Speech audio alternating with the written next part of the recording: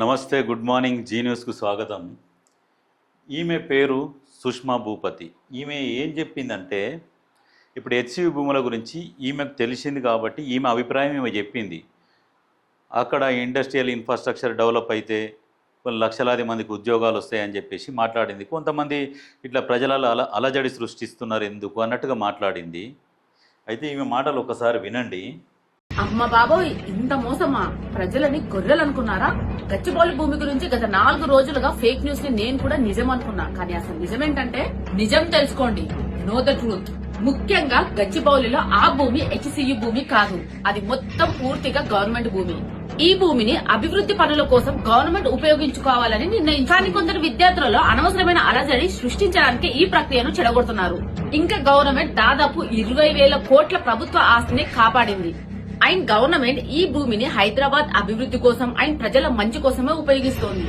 ఎందుకంటే ఇలాంటి అభివృద్ధి పనులు చేయడం వల్ల హైదరాబాద్ భవిష్యత్తులో మరింత అభివృద్ధి చెందుతుంది. రాజకీయ స్వలాభం కోసం చేస్తున్న తప్పుడు ప్రచారాలను అస్సలు నమ్మకండి. నిజం తెలుసుకొని మాట్లాడండి. హైదరాబాద్ అభివృద్ధి కోసం సహకరించండి. ఈమె ఏం చెప్పింది? హైదరాబాద్ అభివృద్ధి జరుగుతుంది, సహకరించండి అని మాట్లాడితే కొంతమంది ఎవరు బీఆర్ఎస్ ఇన్ఫ్లుయెన్సర్సు, బీఆర్ఎస్ ట్యూబర్లు ఈమెను ట్రోల్ చేస్తున్నారు. అంటే ఈమె ఏం అనలేదు, ఈమె ఏం రిప్లై ఇయ్యలేదు, ఈమె ఫేమస్ ఉన్నది కదా, ఈమెను ట్రోల్ చేస్తే మనకు వ్యూస్ వస్తాయి, బాగా దాని మీద రెవెన్యూ వస్తుంది అని చెప్పేసి ఈమె కొన్ని ఆడియో క్లిప్పులు ఏంటంటే, ఈమె మామూలుగా ప్రమోషన్స్ చేస్తుంటుంది. ప్రమోషన్స్ చేస్తున్నప్పుడు వేరే వాళ్ళతో మాట్లాడిన ఆడియోలు ఉంటాయి. అంటే ఈ ప్రమోషన్ చేస్తే ఎంత తీసుకుంటారు ఏంది అంటే, ఇప్పుడు 10K 20K అని చెప్తారు కదా, అట్లాంటి ఆడియో క్లిప్పులు తీసుకొని వీళ్ళు మామూలుగా మాట్లాడారు. ఏమని, అమ్మ మీరు ఈ ప్రమోషన్ చేస్తే ఎంత తీసుకుంటారు అని ఇలా వాయిస్ పెట్టి మిగతాది అది యాడ్ చేసిరు అన్నట్టు. అది యాడ్ చేసి ఈమెను ట్రోల్ చేసి ఈమెను భయపెట్టడము, బెదిరించడము ఇట్లాంటివి చేస్తున్నారు. ఇప్పుడు ఈ వేదాంత్ అని ఉన్నాడు. ఇప్పుడు వేదాంత్కు ఇప్పుడు చాలామంది వీడియోలు చేసిరు. ఇప్పుడు నేను కూడా చేసిన, హెచ్సియుకు సంబంధించి నేను కూడా వీడియో మాట్లాడినా. మీకు దమ్ము ఉంటే నాట్లో ఉంటే ట్రోల్ చేయరు చూస్తా. యువ సామ్రాట్ 999 కూడా మాట్లాడిండు, ఆయనది కూడా చూపిస్తా. పాపం ఈమె ఎక్కడి నుంచో కష్టపడుకుంటా, ఈమెకు టాలెంట్ ఉన్నది, డ్యాన్సులు వస్తాయి. ఈమెకు మెయిన్ ఆయుధం ఈమె డ్యాన్సు. ఈమె డ్యాన్సులు వేసుకుంటా కష్టపడుకుంటా వీడియోలు చేసుకుంటున్నది. సరే, ఇప్పుడు డ్యాన్సులు వేసుకుంటేనే ఎక్కువ ఫాలోవర్స్ వస్తారు. ఆమె డ్యాన్స్ చూడడం కోసం చాలామంది ఈమెను ఫాలో చేస్తారు.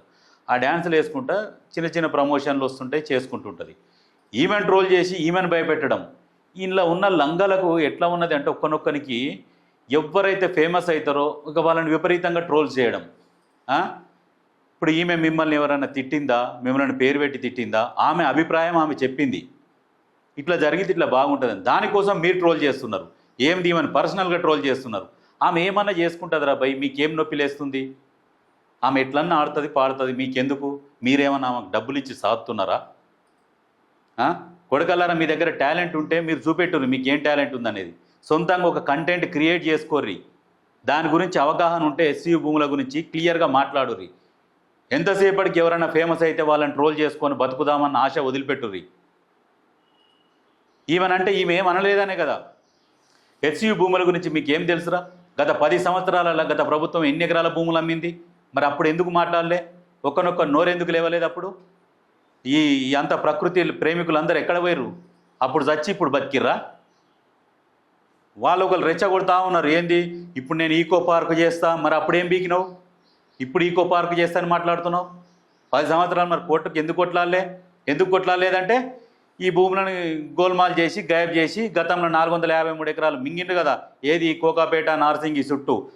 మళ్ళీ ఇదో 400 ఎకరాలు మెల్లగా మింగుదామని ఇప్పుడు ఇది బయటపడ్డది కదా. ఇప్పుడు దీన్ని ఇప్పుడు చెప్తున్నాను అంటే ఏంది, నేను ఈకో పార్క్ చేస్తా అని. మీరు ఈకో పార్క్ చేసే మొకాల ఎన్ని భూములు అమ్ముక తిన్నారు?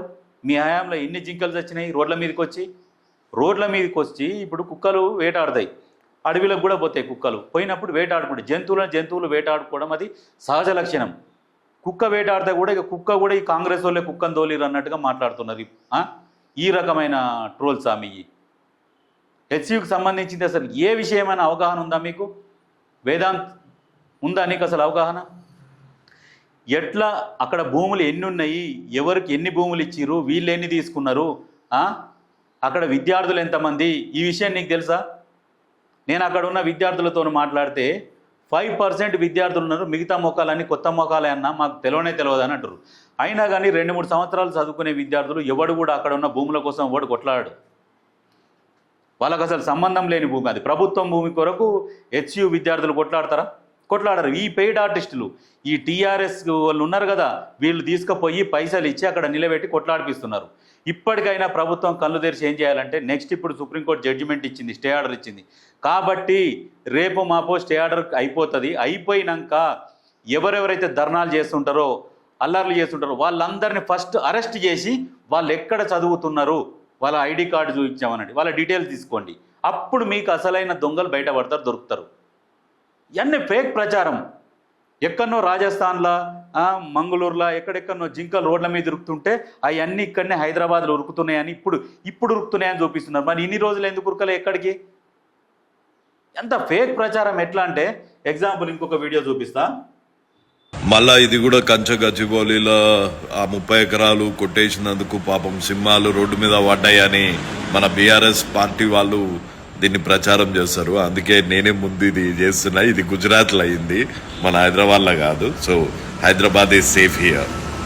సంవత్సరాల్లో 30 జింకలు చచ్చిపోతాయి హెచ్యూలో ఎవ్రీ ఇయర్. ఎండకి నీళ్లు దొరకక బయటకు వచ్చి ఈ కుక్కల బారిన పడి.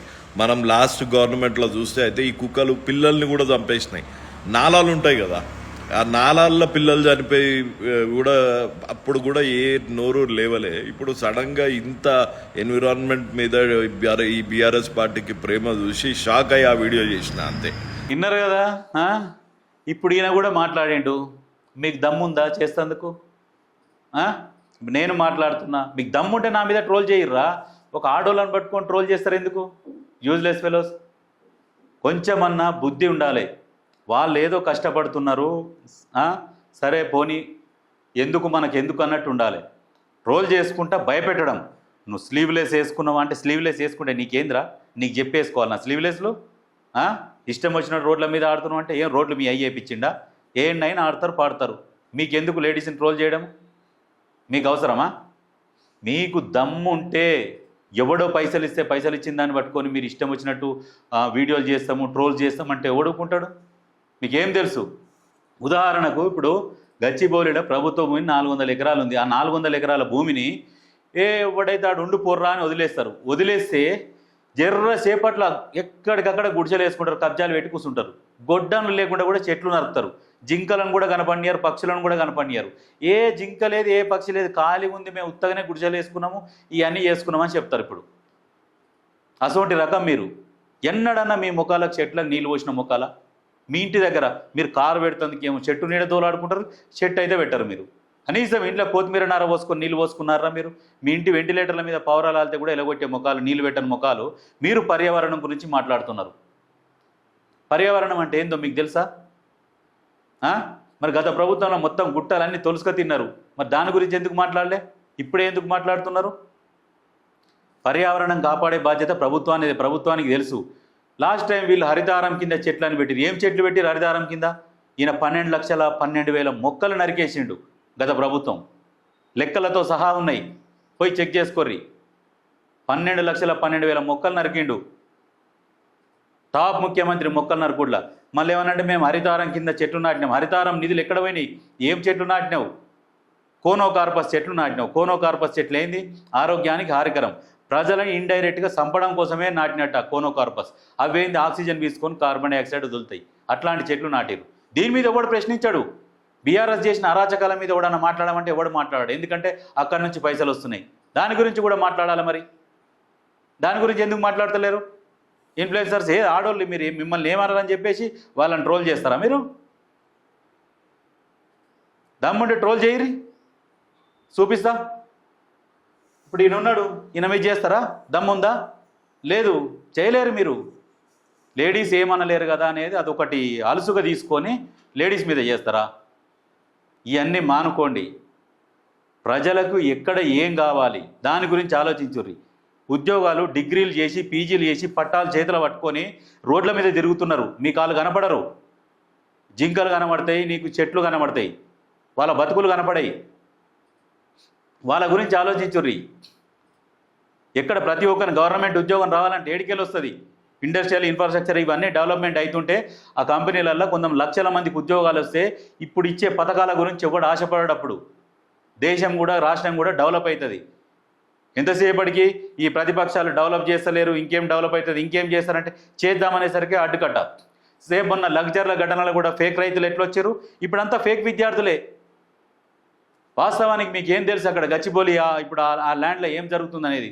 గాంజా బ్యాచ్లు కూడా తిరుగుతాయి సాయంత్రం అయితే. ఆ విషయం మీకు తెలుసా? మరి దాని గురించి కూడా మాట్లాడరు. గాంజా బ్యాచ్లు రకరకాల యాక్టివిటీస్ జరుగుతుంటాయి అందులో. ఎందుకంటే ఇవన్నీ జరగకుండా ఉండాలి అని చెప్పేసి ఇప్పుడు ఆ ప్రభుత్వం అక్కడ ఏర్పాటు చేస్తే నష్టమేంది?